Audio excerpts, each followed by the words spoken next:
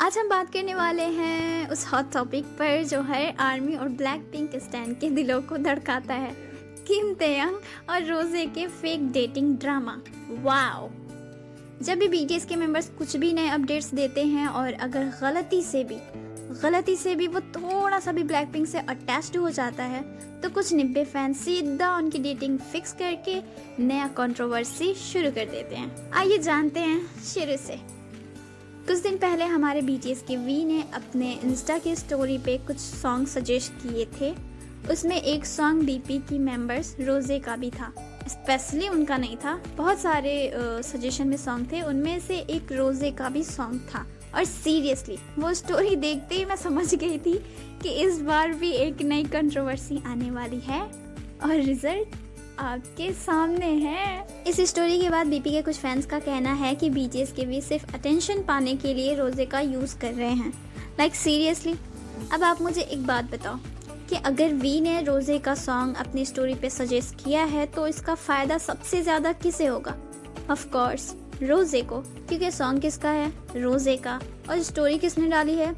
We ने। और we के स्टोरी पे सॉन्ग सजेस्ट देखने के बाद उस सॉन्ग को प्ले कौन करेगा? वी के फैंस। तो उसका व्यूज, उसका स्ट्रीम किसे मिलेगा?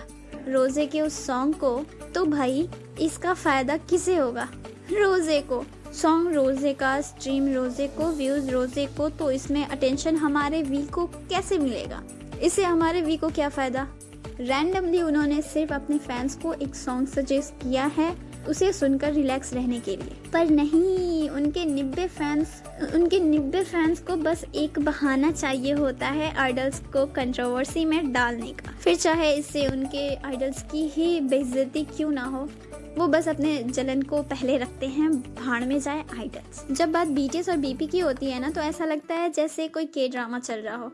हाय, मैं किम ताeyang हूँ और ये मेरी फेक गर्लफ्रेंड रोजे या जेनी, जो भी हो।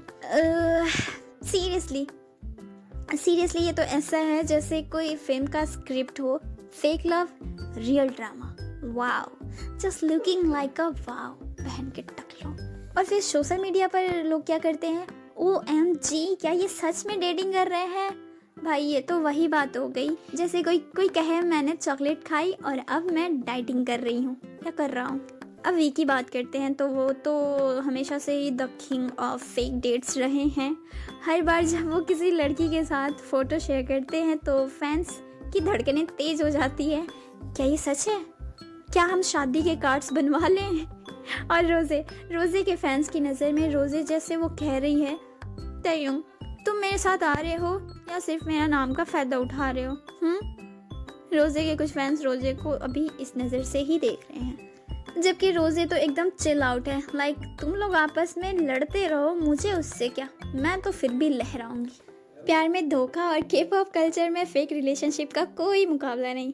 बीटीएस और बीपी की फेक डेटिंग हमेशा से ही हमें इंटरटेन करती आ रही है और एट द एंड मैं यही कहना चाहूँगी, हंसना मन है, मैं यही कहूँगी कि अपने जेलसी में आइडल्स को मत घसीटो, क्योंकि क्या